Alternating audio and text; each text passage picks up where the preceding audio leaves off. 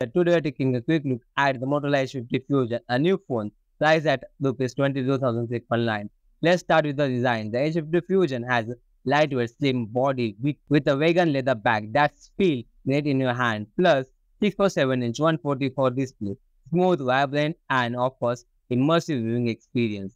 The phone also boasts a decent camera system with a 50 megapixel primary camera sensor and that takes good picture, especially in a welding condition. The Snapdragon 7 Gen 2 processor delivers good performance. However, the battery life just average, around 5 to 6 hours on a single charge. There is also some competition in the price range, with the phone offering better battery life or strong performance. On the bright side, the H50 Fusion runs clean version of Android 14 with Motorola Helio UI, and you get immersive fast charging speed with the 68-watt fast charger. However, keep in mind that you might find better battery life or camera performance in the other phones around this price point. And you want a stylish design, a smooth display, and feel software experience, the Motorola Edge 50 Fusion is a good option to consider. Let me know what you think about Motorola Edge 50 Fusion in the comment below.